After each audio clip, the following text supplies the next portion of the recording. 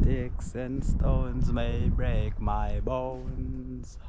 Cyprus. And you can see over that side from the distance.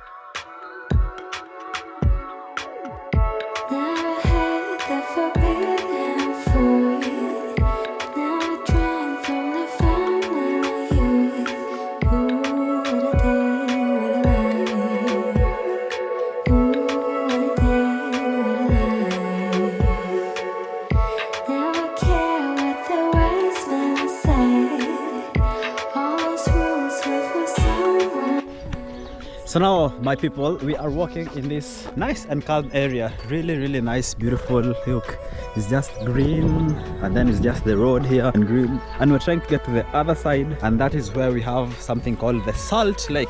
Basically, in the summer, they say it's usually just a heap of salt, you know. In the winter, it's a bit watery or a bit wet.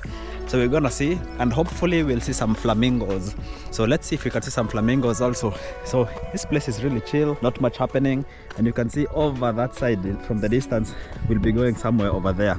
So I'll update you when you get there. Kish my world, nice and calm here, you know. All right.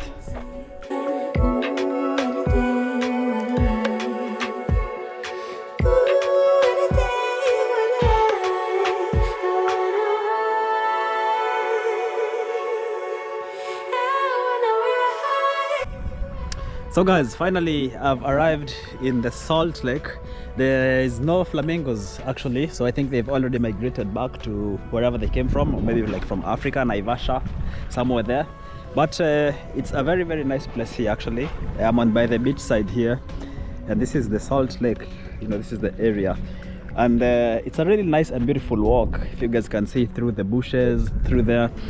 And yeah, it's really nice and beautiful. So I'm just gonna enjoy this nice water here for a while, probably put my feet inside and just enjoy it for 1-2 minutes before we go and explore other places in Larnaca here in Cyprus. And if maybe I'm daring enough, I can go into the water, but I don't have any swimming costumes. But anyways, there's nowhere that says you can't swim in the nude, so let's see how it goes. Kish my world.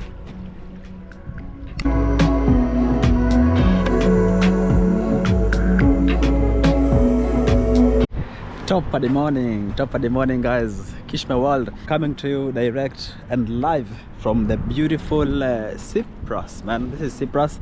I'm in a place called Larnaca, and this is the Mediterranean Sea where you see over here. And this Mediterranean Sea and the location of this country is very central and essential to the story and history that I'm gonna tell you guys about. You see, from here at this point in the Mediterranean Sea, this is a point of access to, it's a very strategic point, because this island lies in a place where there is a very good access to different other countries, to different other communications, you know, Cairo, in some distance, Lebanon, Israel, Greece, Turkey. Like, this island is very strategic, and because of its position, it's become a highly contested area. You know, initially this place was taken over by the Ottoman Empire, but then of course, as usual, the British people came in and they colonized the whole area. But then after a while, the natives who are from here originally, who are like the Greek and the Turkish, 1960s is when they gained their independence. Just like any other place, so the British decided to step out. And in 1974, there was an uproar and a fight, a civil war emerged, because the Turkish from one end wanted to claim the island, and the Greek from one end wanted to claim the island.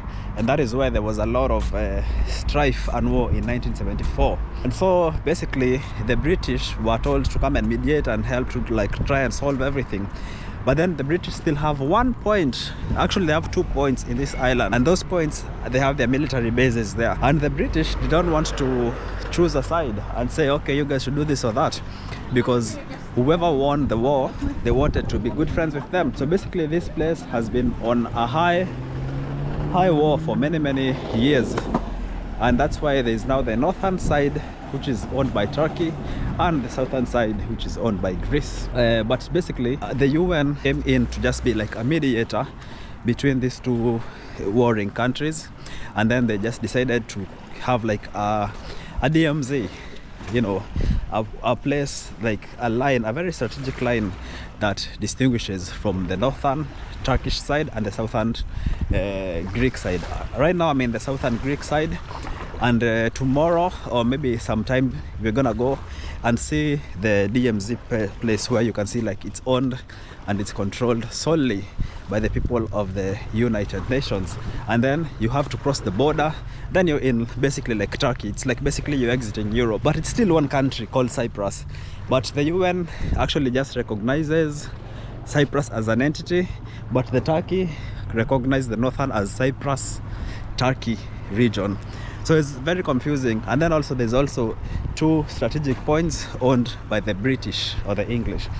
So basically it's like one country called Cyprus, divided into two territories, the Greek and the Turkish, and also owned partly by the Brits. So it's a really complicated stuff, and this is just paraphrasing it and summarizing it. But this is just generally how this beautiful island of Turkey, of Cyprus, came into being.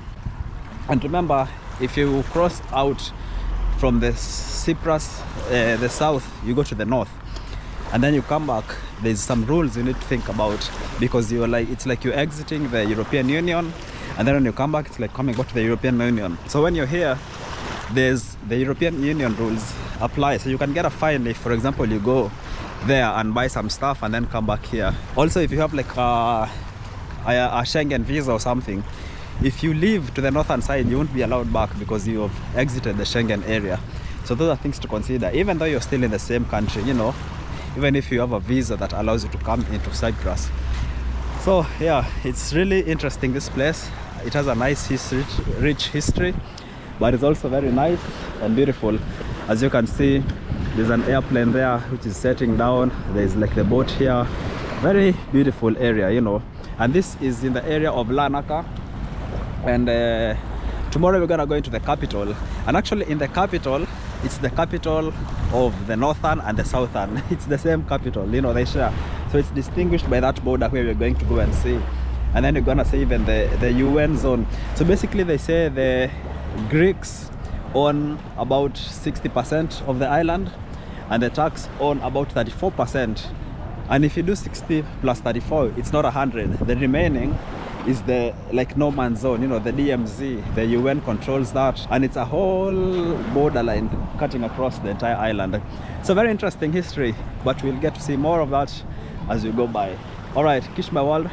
And one more thing to note, there is no airport in the capital, just because of this destabilization. So you ever have to come in through here where you came in Larnaca, or from the northern side, the Turkish side, or like one more airport here in the southern.